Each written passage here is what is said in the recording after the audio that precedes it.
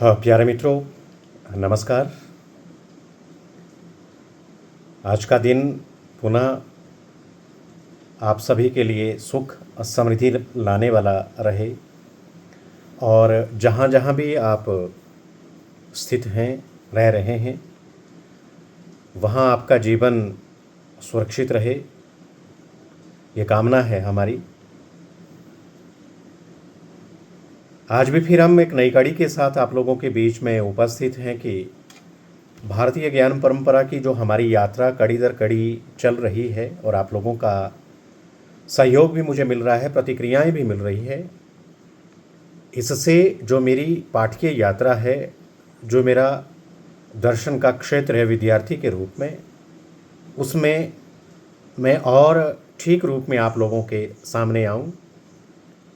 ये सब आपका सहयोग और आपकी शक्ति का ही एक उदाहरण है कि मैं हर दिन नए रूप में, नए उदाहरणों के साथ जिन ऋषियों ने, जिन तपस्वियों ने, जिन मनस्वियों ने, जिन शब्द साधकों ने भारतीय ज्ञान परंपरा को लेकर के शोध किया और उस ऋषि परंपरा को हम और आप तक पहुंचाया, उसी ही परंपरा का निर्वहन करते हुए मैं भी आसान शब्दों में आप तक अपनी इस परंपरा के बारे में चर्चा प्रतिदिन करता रहा हूँ। आज भी उसी विषय को थोड़ा और गति देते हुए हम आगे बढ़ते हैं कि जो भारतीय ज्ञान परंपरा के जो अनुभाग रहे हैं आगे, जिसे हम पिछले कल हमने उपनिषद की चर्चा से प्रारंभ किया कि उपनिषद का वास्तविक अर्थ क्या है और इसकी जो सिग्निफिकेंस है, इसकी जो इम्पोर्टेंस है, इसकी जो महत्ता है, वो हम और आप लोगों के जीवन में कैसे आवश्यक है और इस परंपरा का निर्वहन हमें कैसे करना चाहिए। जो पाठ्यक्रम में आप लोगों को जितने जो कंटेंट लगाए गए हैं, उन्हीं के आधार पर मैं भी अपनी चर्चा नित्य प्रति आप लोगों के समक्ष रखता हूँ। विशेष करके जो हमारा युवा वर्ग है, जो विश्वविद्यालय में अध्ययनरत है, उसी के लिए विशेष रूप से ये चर्चा जो है वो गढ़ी गई है और मैं इसका एक छोटा सा हिस्सा हूँ। आइए, जो उपनिषद है वो हमारी जो नॉलेज ट्रेडिशन है, उसे ये उसका ये एक सार है, उसका एक जिस्ट है। जो वेदों का विस्तार है, उसे सार रूप में हमने उपनिषदों के माध्यम से समझने का प्रयत्न किया और विशेषतः उपनिषद से हमें आत्मबोध, नैतिकता, समरसता और का मार्गदर्शन मिलता है, ये भी हमने पिछले कल किया। और उसके बाद हम लोगों ने इसमें जब हम शाब्दिक अर्थ की उस यात्रा में निकले तो हमने कहा कि द फाइनल पार्ट ऑफ वेद है ये, वेदों का अंतिम प्रारूप है ये, अंतिम भाग है ये। और उसके बाद हमने कहा कि to learn by sitting near the teacher, गुरु के समीप बैठ करके ज्ञान को प्राप्त करना। फिर हमने ये भी कहा कि किस प्रकार का ज्ञान, तो फिर हमने कहा to learn by the sitting near the teacher to discover the truth of life and universe. जो जीवन है और जो ये यूनिवर्स है, इस जीवन और यूनिवर्स के ज्ञान को हम कैसे अर्जित करें। तो उसके बाद अगली कड़ी में हम पिछले कल आए थे कि अहम ब्रह्मस्मि, मैं ब्रह्म हूँ, आई एम ब्रह्म। और जब क्योंकि हम और आप लोग ब्रह्म के ही अंश है, इस सनातन ऋक अर्थात ऋत परंपरा के हम संतान है, संतति है, और अंततः हमें इसी अंश में जो हमें मिला है, इसको अंशी के साथ जो है वो फिर दोबारा मिलना है। तो इसलिए हमारा पूरा जीवन और इस प्रकृति का जो भी पूरा विधान है वो ब्रह्म का रचा हुआ है। और जब हमें ये ज्ञान होता है तो वहाँ से हमें जो है आइडेंटिटी एंड जो सेल्फ प्राइड है, उसकी फाउंडेशन हमारी तैयार होती है, आत्मगौरव का आधार तैयार होता है। और विशेष करके जो हमारी आइडेंटिटी है, जो हमारी पहचान है, अस्मिता है, उसका बोध हमें प्राप्त होता है। और ये युवा पीढ़ी के लिए एक इंस्पिरेशन है, एक प्रेरणा है, और इस प्रेरणा के माध्यम से ही हम अपनी परंपरा को आगे ले जाते हैं। अब प्रश्न उठता है कि ये आगे जाकर के ये उपनिषद हमें क्या देते हैं, हम अपनी परंपरा का ज्ञान हमें किस रूप में देते हैं? तो स्थायी शांति का मार्ग, इस जीवन में शांति कैसे प्राप्त हो। मनु ने धर्म के 10 गुण मनुस्मृति में प्रणीत किए हैं, जिसमें सबसे पहले शम है, शांति, और जिसको कह सकते हैं हम आज के परिप्रेक्ष्य में यदि देखें, इस 21वीं सदी के कालखंड को देखें, जिस मैटीरियल प्लेयर के पीछे हम भाग रहे हैं, जिस भौतिक सुख के पीछे हम भाग रहे हैं, प्रिय युवा मित्रों, ये भौतिक जो प्लेयर है ये क्षणिक है, ये क्षण भंगुर है। और इस क्षणिक सुख के पीछे जो हम भागते हैं ये हमारी सांसारिक जिजीविषा है। भौतिक रूप में हमें जुड़ना भी चाहिए, क्योंकि ये हमारा जीवन का एक आवश्यक सूचक भी है। पर पाथ ऑफ जो लास्टिंग पीस है वो क्या होना चाहिए, उसके लिए हमने कहा कि जब तक हमने, अर्थात इस परंपरा ने, इस हमारी भारतीय परंपरा ने कहा, जब तक हमारी आंतरिक शांति हमें प्राप्त नहीं होती तब तक हम ट्रू पीस प्राप्त नहीं कर सकते हैं, अर्थात सच्ची शांति प्राप्त नहीं कर सकते हैं।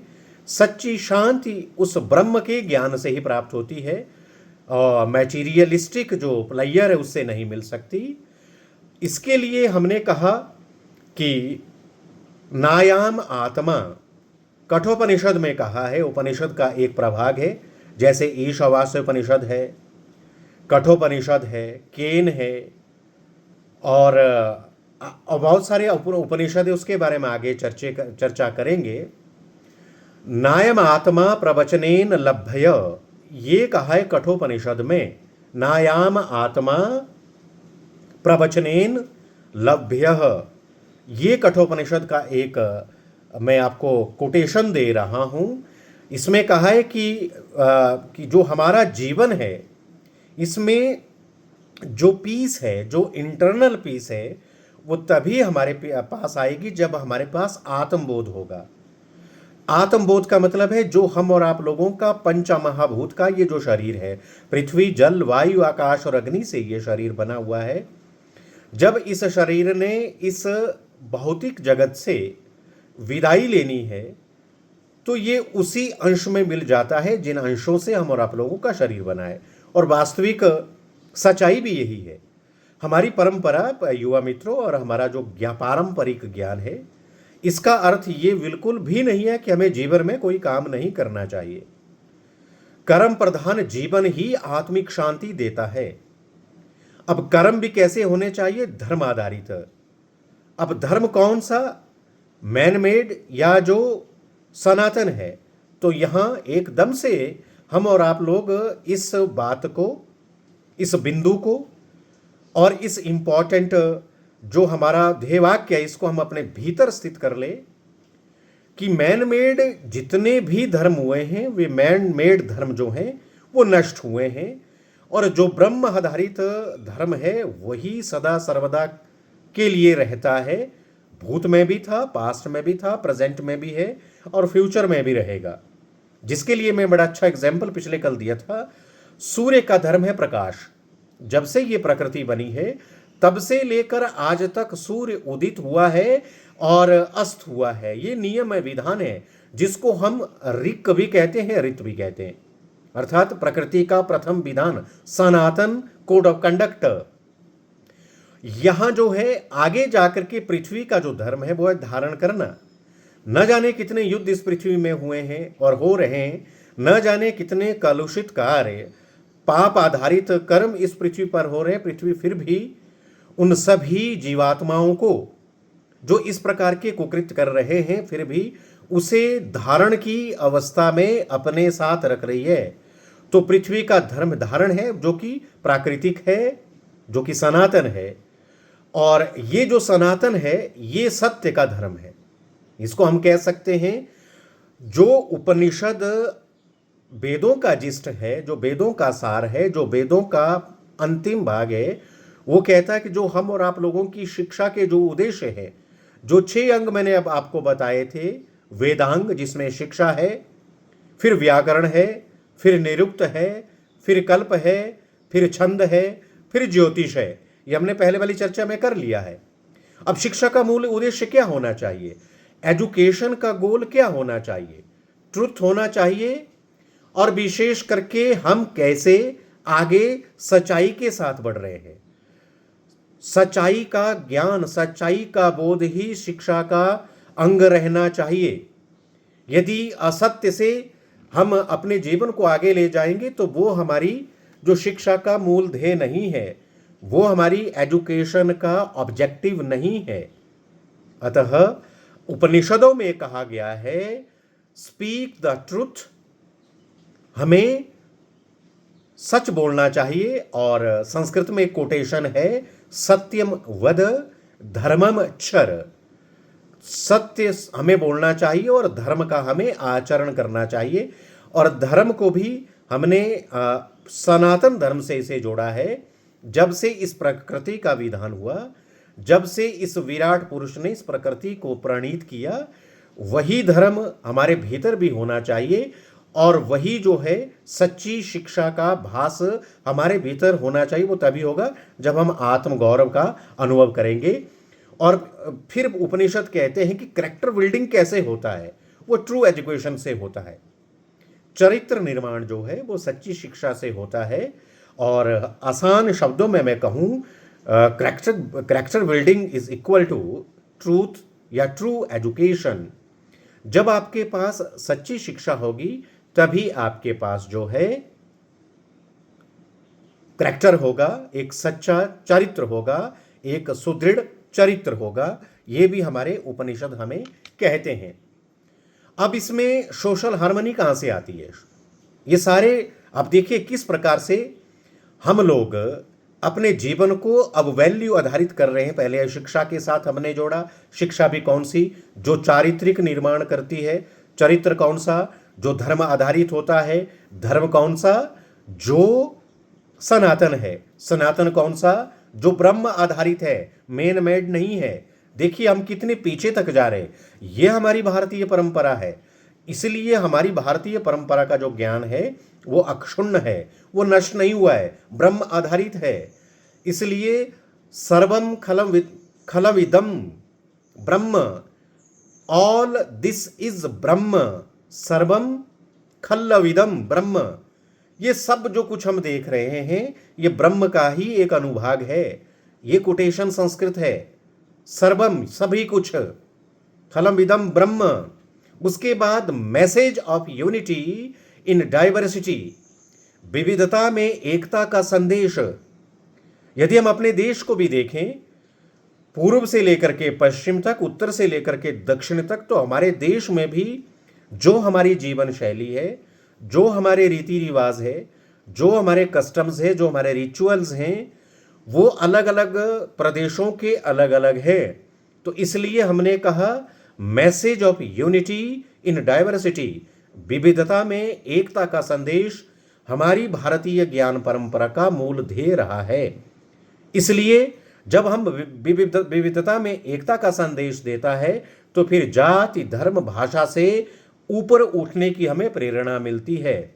बियॉन्ड कास्ट, उसके बाद क्रीड एंड लैंग्वेज, वहां से हमें ऊपर उठने की जो है प्रेरणा मिलती है। ये प्रेरणा भी प्रिय युवा साथियों हमें वेदों के माध्यम से मिली है। और जब वेदों के अंतिम भाग को हम देखते हैं तो वहां भी हम ये पाते हैं कि हम और आप लोगों की जो ज्ञान परंपरा है वो अक्षुण्ण है। और इस ज्ञान परंपरा में विज्ञान और अध्यात्म का भी संगम रहा है। साइंस और स्पिरिचुअलिटी का संगम भी यदि हम कहीं देखते तो वो भी हम इस अपनी भारतीय ज्ञान परंपरा में देखते हैं। जैसे ऊर्जा है, उसका योजक जो है वो पदार्थ की एकता है, और पदार्थ की एकता का योजक जो है वो आधुनिक विज्ञान है। कहने का अर्थ है unity of energy and matter.